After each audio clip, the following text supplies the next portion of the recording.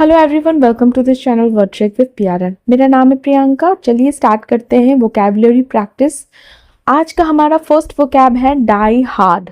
Die hard, die hard जो है ये एक इडियम है जिसका अर्थ होता है कठिनाई से खत्म होना, बहुत मुश्किल से खत्म होना, या जो बहुत मुश्किल और कठिनाई से खत्म होती है। कोई भी ऐसी आदत, परंपरा, विश्वास या कोई भी ऐसी चीज जो बहुत मुश्किल से खत्म होती है या जो लंबे समय तक बनी रहती है या आसानी से नहीं बदलती। तो कोई भी जो हैबिट हो, कोई भी बिलीफ हो, कोई भी ट्रेडिशन हो जो बहुत डिफिकल्ट होता है जिससे रीड ऑफ कर होना या जिसे चेंज करना, तो उसे हम डाई हार्ड कहते हैं। एग्जाम्पल में, सेंटेंस में हम इस डाई हार्ड इडियम को कैसे यूज करेंगे देखते हैं। Superstitions die hard in some communities. Superstitions die hard in some communities. कुछ समुदायों में अंधविश्वास बड़ी कठिनाइयों से मिटता है, समाप्त होता है।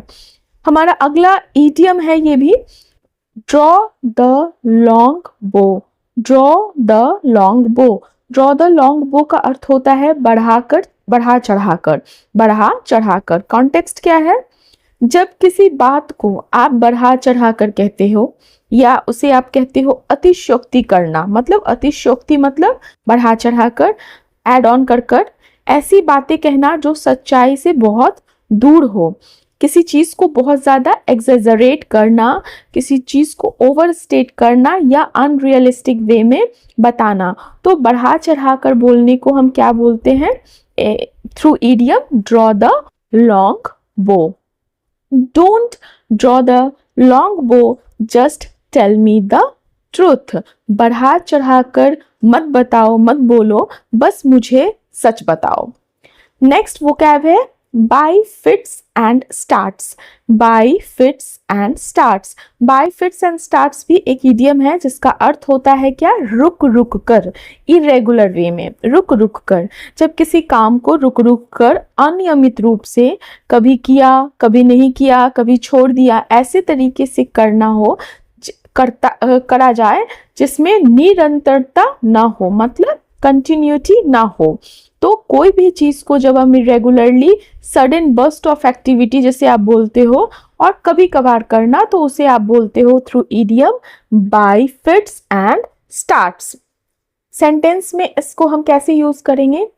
He studied for the exam by fits and starts.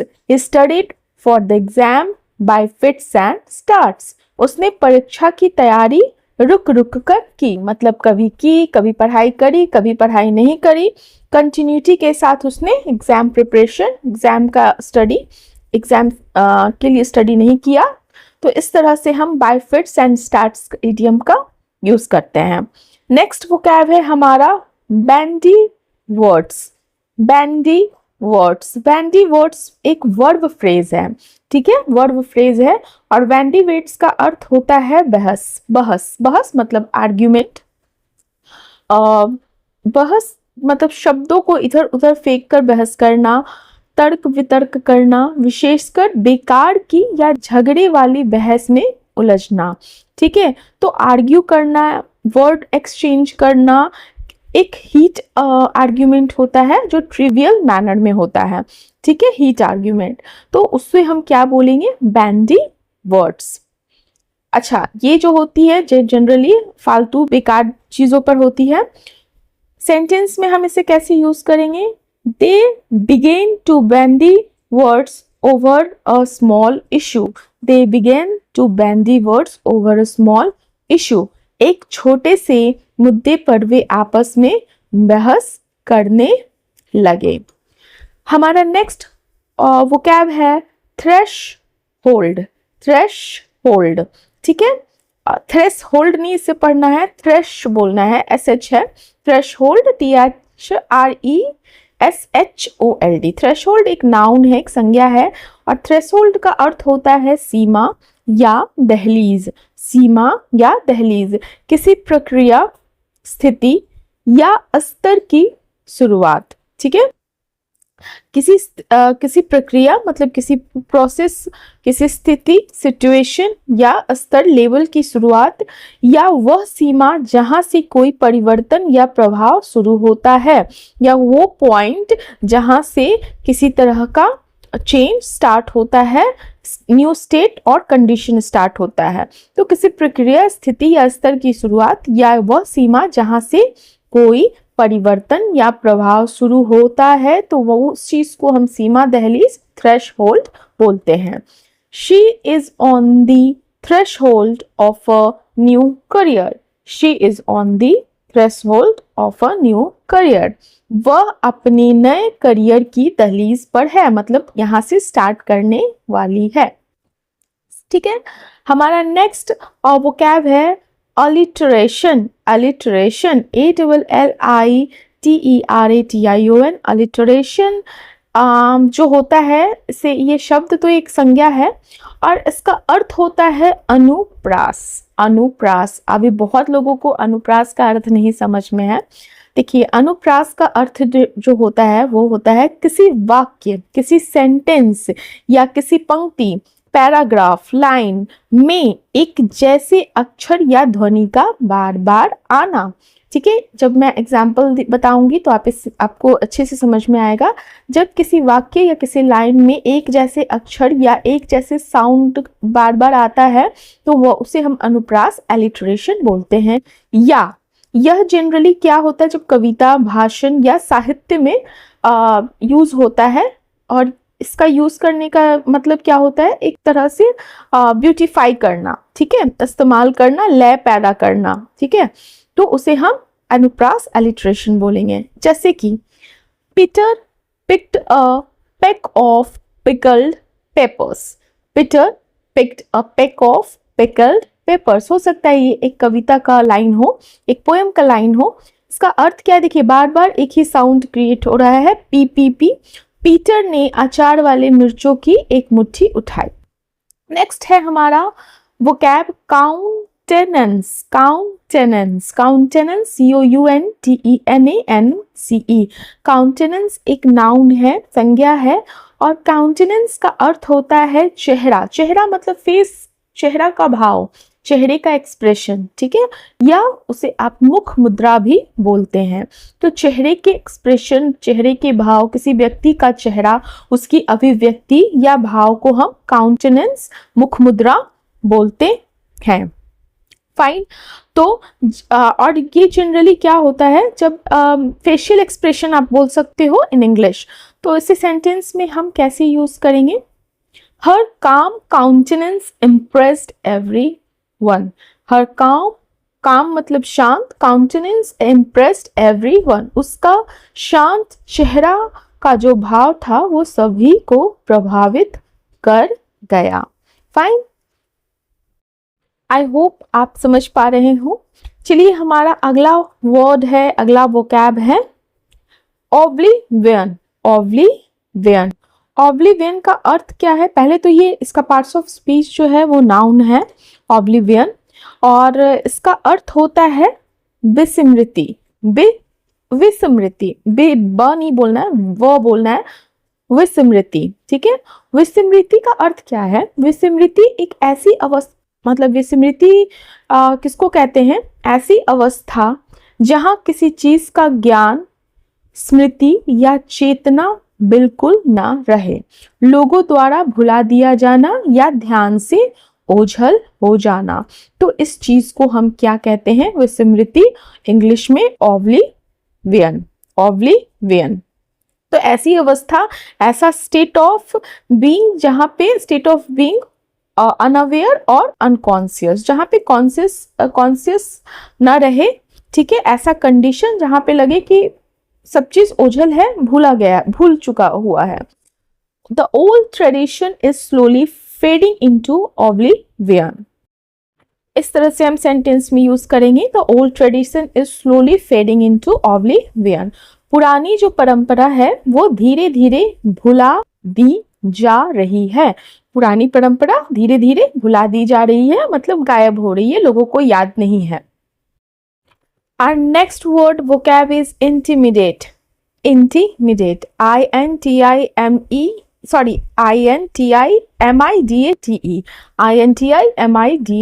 intimidate is a verb, ये इसका parts of speech verb है, क्रिया है। और इंटिमिडेट करना, कहते हैं ना इंटिमिडेट करना मतलब धमकाना, धमकाना, किसी को डराना, किसी को डराना, भय पैदा करना या किसी को डराकर अपना काम कराना। तो इस चीज को हम क्या बोलेंगे? धमकाना, इंटिमिडेट करना। ठीक है, तो जब हम किसी को थ्रेटन करते हैं या कभी कभी ऐसा होता है कि सामने वाले को लेस कॉन्फिडेंट फील कराकर आप अपना काम निकलवा लेते हो, उसे डराते हो, धमकाते हो, तो उसे इंटिमिडेट करना ही कहते हैं। और कैसे इसे हम सेंटेंस में यूज करेंगे? Bullies intimidate others to feel powerful. Bullies जो होते हैं, जो दूसरों को परेशान करते हैं, दूसरों को हार्म करते हैं, एक तरह से देखा जाए तो बुलीज जो होते हैं intimidate others to feel powerful. जो गुंडे होते हैं, बुलीज होते हैं, वो दूसरों को डराते हैं ताकि वे खुद को क्या फील करा सके कि वो बहुत पावरफुल हैं, शक्तिशाली हैं। तो इंटिमिडेट करना, धमकाना होता है। सो हमारा अगला वोकैब है, अगला वर्ड है lenient. Lenient, LENIENT, lenient. Lenient एक एडजेक्टिव है और इसका अर्थ होता है उदार या नरम दिल। जैसे आपने कभी सुना होगा ना, दरिया दिल है, उदार व्यक्ति है, नरम दिल व्यक्ति है, सॉफ्ट है वो। तो किसी पर कठोर ना होना, गलती को सहन कर लेना, दया भाव रखना या सजा में नरमी बरतना। तो इस तरह प्रकार के जो व्यक्ति होते हैं, जो कठोर नहीं होते हैं, गलती को सह भी लेते हैं, दया भाव रखते हैं, फॉरगिवनेस होता है उनमें। सजा, अगर किसी को पनिश भी कर रहे हैं तो ये देखकर पनिश कर रहे हैं कि उससे ज़्यादा तकलीफ ना हो। तो इस तरह के व्यक्ति को हम क्या बोलते हैं? उदार, नरम दिल, lenient। Parents should not be too lenient all the time. Parents should not be too lenient all the time. माता पिता को हमेशा बहुत ज़्यादा उदार या नरम दिल नहीं होना चाहिए। So our next word is hobble. Hobble, HOBBLE, HOBBLE, hobble। hobble का जो parts of speech है वो verb है। हॉबल एक वर्ब है और हॉबल का अर्थ होता है लंगड़ाना। लंगड़ाना, जब पैर में प्रॉब्लम होती है तो लंगड़ा कर, जो जैसे होता है चलते हैं लोग, भटक कर चलना, किसी चोट, कमजोरी या बाधा के कारण लंगड़ा कर या कठिनाई से चलना या किसी। अच्छा, इसका ये तो हुआ लंगड़ाना। और एक और फिगरेटिव मीनिंग होता है। फिगरेटिव मतलब जैसे किसी काम या प्रगति को रोकना या धीमा करना। इससे इस यहाँ पर भी, इस कॉन्टेक्स्ट में भी हम हॉबल वर्ड का यूज कर सकते हैं। तो किसी चोट या कमजोरी या बाधा के कारण लंगड़ाकर या कठिनाई से चलने को भी हॉबल कह सकते हैं। और किसी काम या प्रगति को रोकना या धीमा करना, यहाँ पर भी हम हॉबल वर्ड का यूज कर सकते हैं। एग्जाम्पल में देखते हैं, फाइनेंशियल, यहाँ पर जो सेंटेंस में यूज किया वो फिगरेटिव यूज किया गया है, hobble. Financial problems hobbled the company's growth. Financial problems hobbled the company's growth. आर्थिक समस्याओं ने कंपनी की वृद्धि को क्या कर दिया? धीमा कर दिया या रोक दिया। तो फाइनेंशियल प्रॉब्लम की वजह से जो कंपनी जितनी ग्रो कर रही थी वो कम हो गई या रुक गई। हमारा नेक्स्ट वोकैब है इम्बाइव। इम्बाइव, IMBIVE, इम्बाइव ये वर्ब है, क्रिया है। और इम्बाइव का अर्थ है अवशोषित करना, ग्रहण करना, अपने में अवशोषित करना, अपने में उस चीज को समाहित करना। तो जब हम किसी बात को, किसी ज्ञान को, किसी मूल्य को, या तरल पदार्थ के लिए भी होता है, तरल पदार्थ को अपने अंदर समाहित या ग्रहण करते हैं, तो वहां पर हम अवशोषित करना, इम्बाइव बोलते हैं, यूज करते हैं इस वर्ड का। ठीक है, तो इम्बाइव क्या हुआ? अवशोषित करना, ग्रहण करना, अब्सॉर्व करना। अगर आप तरल पदार्थ की बात कर रहे हैं तो किसी चीज को टेक इन करना, ड्रिंक करना। या अगर आप फिगरेटिवली यूज कर रहे हैं अवशोषित करना, तो किसी आइडियाज को, नॉलेज को अपने अंदर लेना, मतलब उस चीज को बाद में अपने अंदर लेकर यूज करने को हम इम्बाइव करना कहते हैं इस कॉन्टेक्स्ट में। You should imbibe good habits from your surroundings. You should imbibe good habits from your surroundings. आपको अपने आसपास से अच्छी आदतें क्या करनी चाहिए, ग्रहण करनी चाहिए। नेक्स्ट वर्ड इज बराज या बैराज। दोनों हम प्रोनाउंस कर सकते हैं, बराज या बैराज। और ये जो होता है हम यहाँ पे बैराज प्रोनाउंस कर रहे हैं। तो बैराज, बैराज जो BARRAGE, बैराज जो है एक नाउन है जिसका अर्थ होता है बार या धारा। तो कॉन्टेक्स्ट हम पहले समझते हैं। किसी चीज की लगातार तेज या भारी मात्रा में बौछार, जैसे सवालों का बौछार, ठीक है, गोलियों का बौछार, तो वहां पर हम बैराज वर्ड यूज करेंगे। किसी चीज की लगातार तेज या भारी मात्रा में बौछार। या इस कॉन्टेक्स्ट में भी यूज होता है जब नदी पर पानी रोकने या मोड़ने के लिए बनाई गई बांध, जैसे डैम जिसे आप बोलते हो, तो उसे भी हम बैराज बोलते हैं। तो किसी चीज का भारी मात्रा में आना, बौछार होना को भी बैराज बोलते हैं। और जब नदी पर पानी रोकने या मोड़ने के लिए बनाई गई बांध जैसी संरचना को भी हम बैराज बोलते हैं। एग्जाम्पल में देखते हैं।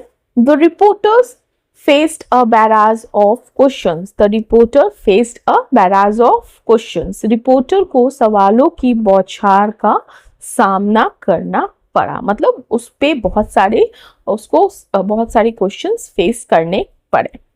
सो ये हमारा आज का लास्ट वर्ड था। Thank you. और अगर किसी तरह का कोई कमेंट करना चाहते हैं तो प्लीज़ कमेंट बॉक्स पे अपना वैल्यूएबल कमेंट ड्रॉप कीजिए। अगर पसंद आती है वीडियो तो लाइक कीजिए, ज़्यादा से ज़्यादा लोगों के साथ शेयर कीजिए। फर्स्ट टाइम अगर आप मेरे चैनल पे आए हैं और या अभी तक आपने मेरे चैनल को सब्सक्राइब नहीं किया है तो मेरे चैनल को ज़रूर से सब्सक्राइब कीजिए, बहुत ज़्यादा मोटिवेशन मिलता है। Thank you, have a nice day.